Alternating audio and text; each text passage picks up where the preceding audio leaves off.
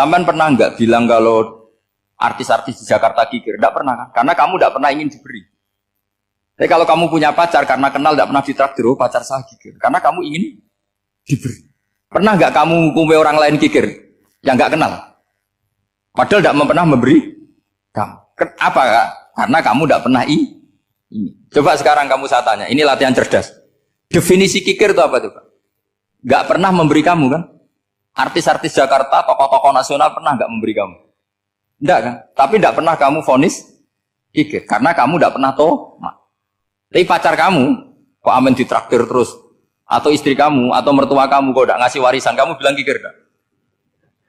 Sebabnya kikir betul apa karena kamu tomak, berharap? Tomak. Maka di kitab tasawuf itu enggak ada bab kikir, yang ada bab tomak. Karena asal usul menvonis orang kikir itu karena tamak. Maka jangan banyak kenal orang, nanti banyak hukum kamu kan. Sombong juga gitu, di tasawuf itu enggak ada bab sombong. Karena orang hukumi orang lain sombong itu karena kamu ingin dihormati. Ada orang enggak kenal, terus lewat saja enggak tanya kamu bilang sombong enggak kan? Tapi kalau kenal, oh sombong betul, kenal enggak tanya kan gitu. Jadi tasawuf itu sisi unik dari khazanah Islam. Makanya di tasawuf itu enggak ada kritik terhadap kikir. Ya tentu kikir itu buruk, pasti ya kikir itu buruk. Tapi enggak perlu dikritik. Jangan-jangan yang salah kamu. Terus ingin kenal Pak Jokowi ingin jadi menterinya, nanti kenal rektor ingin jadi pegawainya. Ketika enggak diturutin bilang Pak Rektor kikir. Tapi orang lain ya Kak pernah berharap, mungkin enggak menvonis Pak Rektor atau Pak On ini kikir, enggak kan?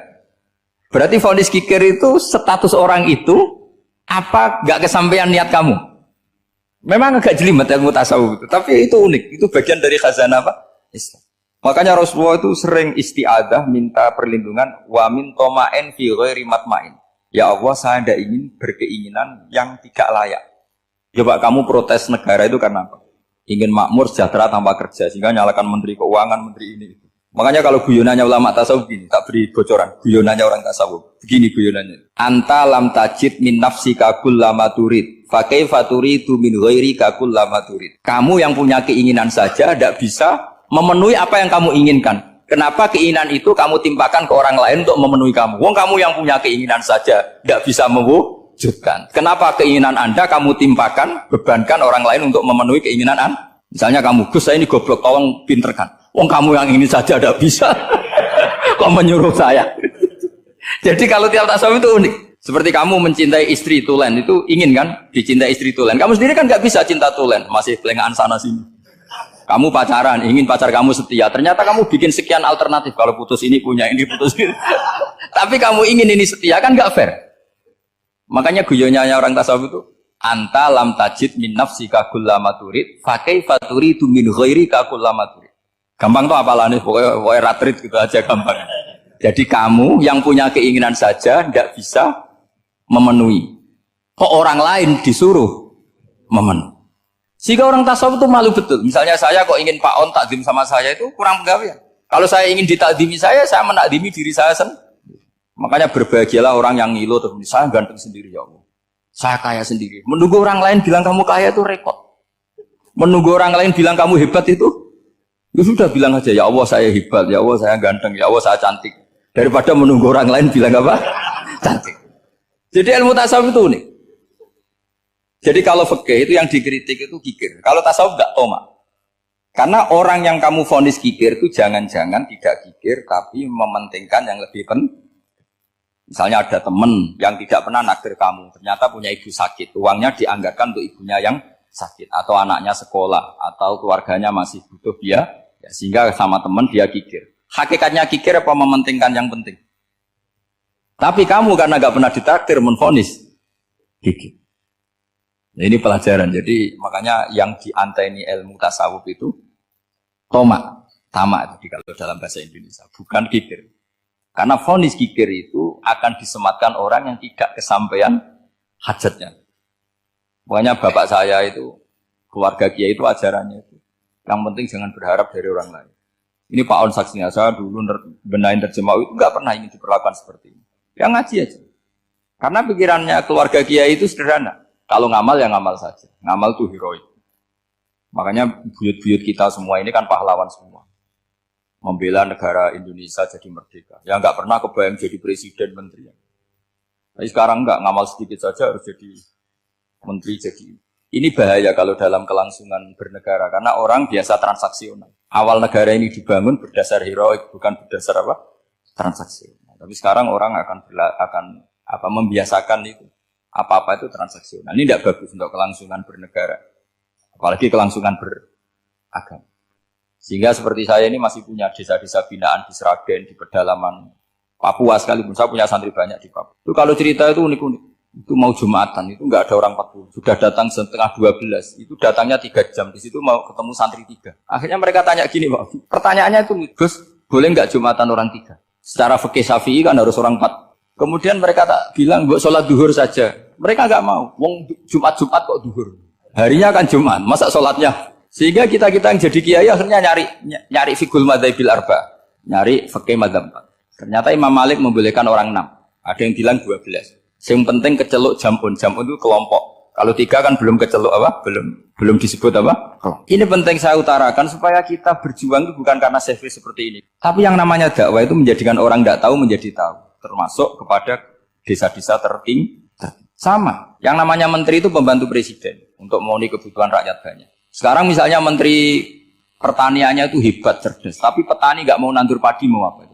Coba yang membantu ketahanan pangan itu para petani mau nanam padi apa karena menteri pertanian? Karena petani mau nanam. Ya sudah GR saja, kita pembantu presiden semua. Karena ikut menyumbangkan ketahanan pangan. Tapi kamu kan gak digaji, kita keren, ngamal tambah harap gaji. Ini penting. Supaya Anda itu enggak hati kecil gitu. Ikut menyumbang negara tanpa ingin dapat gaji. Keren enggak? Nah itu nubuah. Apa? Nubuah. Orang Ansor itu seperti itu. Sehingga ketika Rasulullah wafat dan ada kompetisi kepemimpinan, itu orang Ansor gak ikut. Sudah kita makmum saja, silahkan dibagi di. Saking baiknya orang Ansor. Nah, makanya saya ulang lagi ya. Kecerdasan nubuah ini yang gak difahami orang Khawarij. Orang Khawarij cara berpikir, yang kerja banyak harus dapat banyak. Sementara kecerdasan nubuah enggak. Yang biasa memberi, terus memberi saja, biar derajatnya tetap al-yadul ulya. Bismillahirrahmanirrahim. Ini saya baca supaya dapat berkahnya ulama-ulama dulu. Karena ini dikarang oleh ulama yang dipakai rujukan seluruh dunia. Begini, qala Ibnu Taimiyah, ma'rifatu sababin nuzuli yu'inu ala fahmil ayat. Jadi mengenali asbabin nuzul itu membantu memahami secara benar ayat itu. Karena tadi kalau ayat itu dipotong, itu maknanya bisa kacau kayak tadi famastam ta'tum bihi minhunna fa'atuhunna ujuruhun. Kalau diterjemah itu kan mendukung kawin mut'ah. Kalau terjemahnya saja perempuan siapa saja yang pernah kamu nikmati, yang penting kamu bayar. Itu kan aliran sesat dan menyesatkan. Itu konteks asbabun nuzul tidak seperti itu. Perempuan yang sudah menjadi istri kamu, seolah lagi perempuan yang sudah menjadi istri kamu, jika sudah kamu hubungan intim, maka maharnya harus dibayar penuh. Tapi kalau belum hubungan intim, maharnya hanya wajib separuh. Fanis suma farotum illa ayafuna au yafu alladhi biyadihi uqdatun nikah. Tapi tadi kalau di Indonesia gimana Gus? Ya itu yang repotnya. Maharnya itu tadi mau kena atasan dan apa? Bawahan. Wah kacau kalau di Indonesia. Sehingga kita bingung kalau dalam logika Arab kan gitu. Bayangannya kalau cerai, kata Allah fala ta'khudhu min syai'at. Harta yang sudah kamu berikan ke istri jangan diambil lagi. Sampai dilarang ngambil tuh karena jumlahnya banyak sehingga kepikiran ngambil. Kalau di Jawa nggak usah dilarang sudah tidak akan ngambil karena rukuhnya sudah lulus. Itu susahnya baca Quran di Jawa ya. Karena dari awal maharnya terlalu apa? Kecil.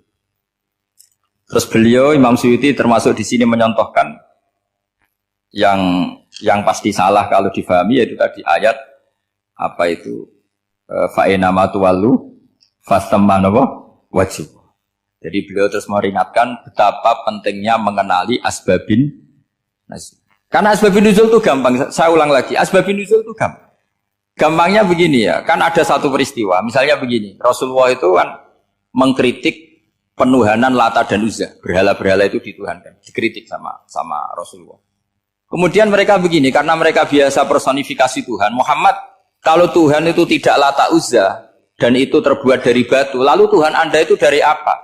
Amin fiddotin audabin. Lalu Tuhan Anda ini dari emas apa dari perak? Karena mereka nggak bisa membayangkan Tuhan tanpa dipersonifikasi. Terus Allah menurunkan qul huwallahu ahad, Allahus somad, lam yalid wa lam yulad wa lam yakul lahu kufuwan ahad. Karena otaknya mereka sudah begitu, yang namanya Tuhan itu harus dipersonifikasi.